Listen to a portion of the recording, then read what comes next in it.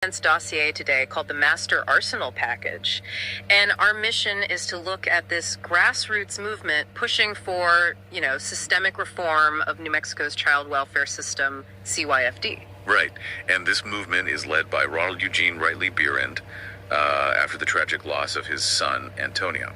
Yeah, and before we really get into the weeds, the 2026 data in these sources is it's stark. Over the last 2 years, 14 children died while in state custody. 14, yeah.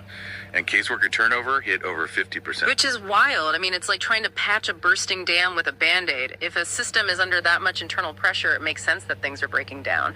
But the dossier suggests this isn't just, a symptom of being understaffed. No, not at all. They claim the foundation itself is essentially a mathematical trap. Okay, so let's unpack this. The sources mention the 10-cent trap, which to me sounds like a rigged casino game where the house always wins.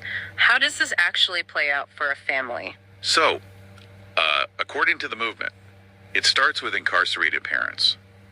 They might earn, 10 cents an hour working in prison, which yields maybe $16 a month. Right. But meanwhile, their child support debt continues to accrue at market rates. So let's say $500 a month. Oh, wow. So they are instantly pushed hundreds of dollars into the red every single month with absolutely no way out. Exactly. And here is where the dossier argues it becomes systemic. The state, according to Bierend's group, uses this massive financial deficit to establish, they call it a rebuttable presumption of abandonment. To just sever parental rights. Yes. The activists claim the system weaponizes that insurmountable debt. That feels like, punishing someone for failing a test they weren't even allowed to study for. And the dossier points out a pretty glaring paradox in how these rules are applied, right? It does. It raises an important question about procedural fairness.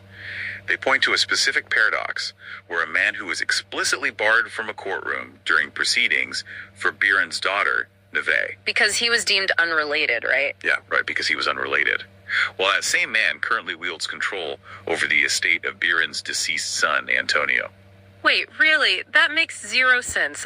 Think about it. If you've ever felt totally helpless trying to fix a basic bureaucratic error, like a rogue medical bill,